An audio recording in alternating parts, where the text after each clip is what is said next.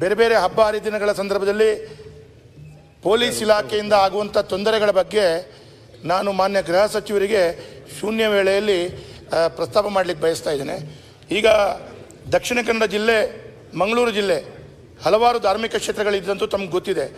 ಇದರಲ್ಲಿ ಯಕ್ಷಗಾನ ಇರಬಹುದು, ಕೋಲ, ನೇಮೋತ್ಸವ, ಜಾತ್ರೋತ್ಸವ, ಬ್ರಹ್ಮಕಲಶೋತ್ಸವ, ರಥೋತ್ಸವ ಈ ರೀತಿಯ ಕಾರ್ಯಕ್ರಮಗಳು ನಡೀತದೆ.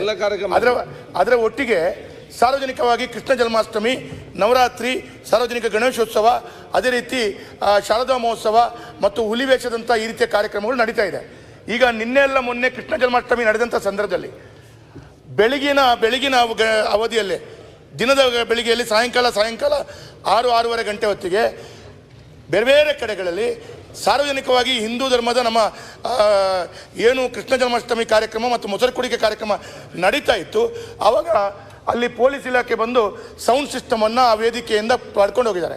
ಈ ರೀತಿಯ ಧಾರ್ಮಿಕ ಕಾರ್ಯಕ್ರಮಗಳಲ್ಲಿ ಸಹಜವಾಗಿ ರಸಮಂಜರಿ ಇರ್ಬೋದು, ಆರ್ಕೆಸ್ಟ್ರಾ ಇರ್ಬೋದು, ಕೃಷ್ಣವೇಷ ಸ್ಪರ್ಧೆ, ಭರತನಾಟ್ಯ ಈ ರೀತಿಯ ಕಾರ್ಯಕ್ರಮಗಳನ್ನು ಹಮ್ಮಿಕೊಳ್ಳೋದು ತಮ್ಗೆ ಗೊತ್ತೇ ಇದೆ. ಇದರಿಂದ ಅಲ್ಲಿ ಇರುವಂಥ ಸೌಂಡು 50-40 ಡೆಸಿಬಲ್ಕಿಂತ ಜಾಸ್ತಿ ಸೌಂಡ್ ಹಾಕಿದ್ದಾರೆ ಅಂತೇಳಿ ಪೊಲೀಸ್ ಇಲಾಖೆ ಸೌಂಡನ್ನು ಸೀಸ್ ಮಾಡುವುದು ಮತ್ತು ಆ ಆಯೋಜಕರ ಮೇಲೆ ಮತ್ತು ಸೌಂಡ್ ಸಿಸ್ಟಮ್ನ ಮಾಲಕರ ಮೇಲೆ ಕೇಸ್ ಹಾಕುವಂಥ ಕೆಲಸ ಕಾರ್ಯಗಳು ಪ್ರಾರಂಭ ಮಾಡಿದ್ದಾರೆ. ಇದು ಒಂದು ಭಾಗ. ಆದರೆ ಎರಡನೇ ಭಾಗ ಏನು ಅಂತ ಕೇಳಿದ್ರೆ, ರಾತ್ರಿ 10:30 ಗಂಟೆ ನಂತರ ಯಾವುದೇ ಧಾರ್ಮಿಕ ಕಾರ್ಯಕ್ರಮ ಮಾಡಬಾರ್ದು.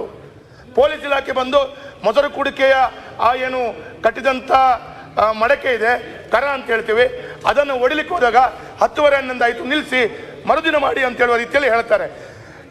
ಇದಕ್ಕೆ ಅವರು ಕೇಳಿದರೆ ಕೋರ್ಟ್ ಆದೇಶ, ಸರ್ಕಾರದ ಆದೇಶ ಅಂತ ಹೇಳ್ತಾರೆ. ನಮ್ಮ ಸರ್ಕಾರ ಇರುವಾಗ ಕೂಡ ಈ ಕೋರ್ಟ್ ಆದೇಶ ಇತ್ತು, ಆವಾಗ ಈ ರೀತಿ ಯಾವುದೇ ತೊಂದರೆಗಳಾಗಿಲ್ಲ.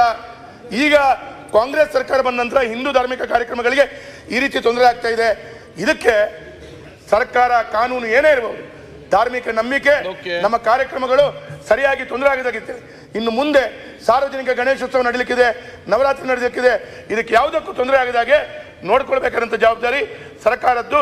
ಇದಕ್ಕೆ ಸರ್ಕಾರ ಮತ್ತು ಕಾಂಗ್ರೆಸ್ ಪಕ್ಷವೇ ನೇರವಾಗಿ ಕಾರಣ ಆಗ್ತದೆ ಅಂತೇಳಿ ಹೇಳಿಕ್ಕೆ ಬಯಸ್ತಾ ಇದ್ದೇನೆ.